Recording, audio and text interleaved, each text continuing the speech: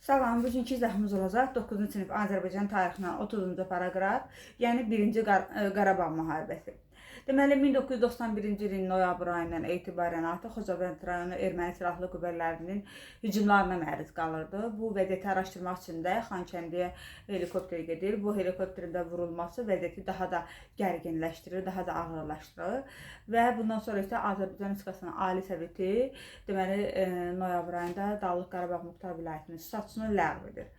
Və Şuşanı da mühasirədən çıxarmaq üçün 1992-ci ilin yanvar ayında Daşaltı əməliyyatı keçirilir. Yəni Daşaltı kəndi uğrunda Azərbaycan ordusu ilk planlı hərbi əməliyyatını təşkil olunur. Amma burada hərbi birləşmələr arasında əlaqələr zəif olduğu üçün uğursuz olur.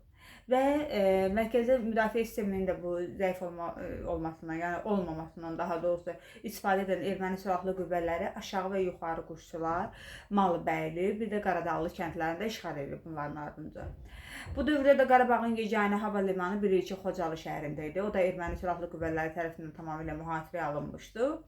Və erməni silahlı qüvvələri deməli 1992-ci ilin fevral ayında, fevralın 25-nə 26-sına keçən gecə 366-cı moto atıcı alayı ilə bir yerdə Xocalıya hücum etdilər. Şəhərdə bilirsiniz ki, yerlə yeksən olundu, dağıdıldı, əhali soyqırıma məruz qaldı.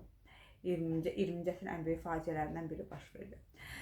Deməli, xalqın yəni qəzəbini bu Xocalı hadisəsi biraz da artırır. Ona görə də Ayət Mütəllibov istefa verməyə məcbur olur. Və Milli Məclisin 1994-cü il 24 fevral tarixli qərarı ilə deməli 26 fevral Xocalı soyqırımı günü üçün elan edilmişdir. İndi bax bir şey vurğulayım. Milli Məclisin qərarı ilə, yəni baxın Milli Məclisin, bunu xüsusi yadda saxlayın, testlərdə də yəni lazımınız olar.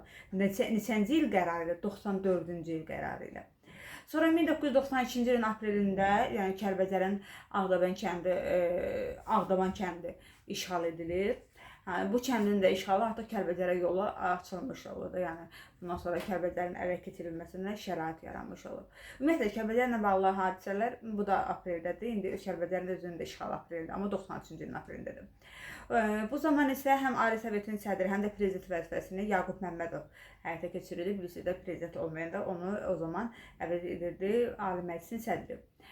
Və o da İranın vasitəçiliyi ilə, yəni müəyyən danışıqlar aparmağa çalışırdı. Ona görə də Tehrana getmişdi. Onun Tehranda olduğu vaxt 8 may tarixində Şuşa işğal olundu. Ondan da 10 gün sonra isə 18 may tarixində isə Laçın işğal olundu. Laçın demək, yəni Laçın deyəndə onun yanında bir dənə dəhliz sözü mütləq deməlisiniz də. Çünki Laçının işğalı Qarabağın dağlıq ərazisi ilə Ermənistanın arasında birbaşa dəhliz yaradırdı, əlaqə yaradırdı.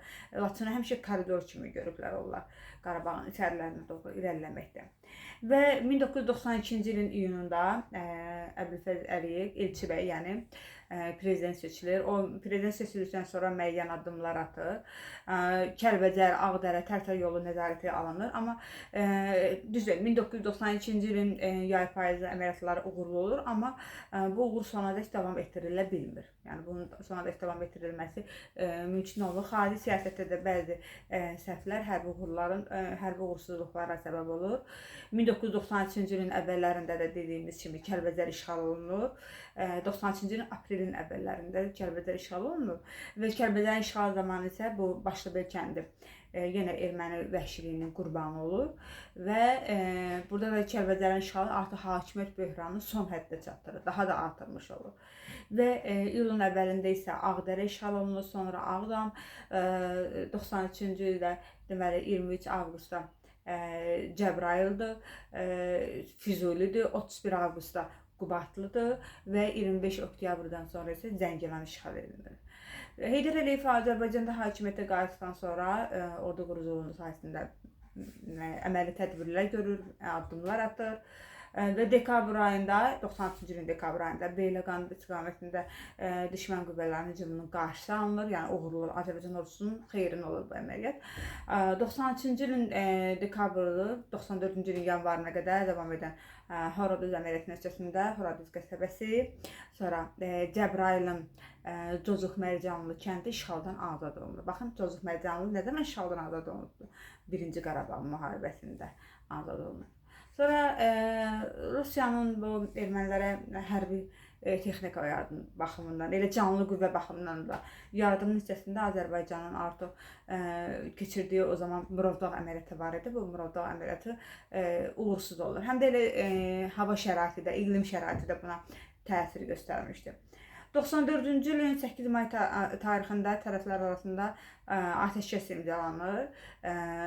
Bişkek protokolu, atəşkəs əldə edilməsi barədə Bişkek protokolu. Mayın 12-dən etibarən isə cəbhə xəttində hərbi əməliyyatlar dayandırılır. Dərsimiz bu qədər. Sağ olun.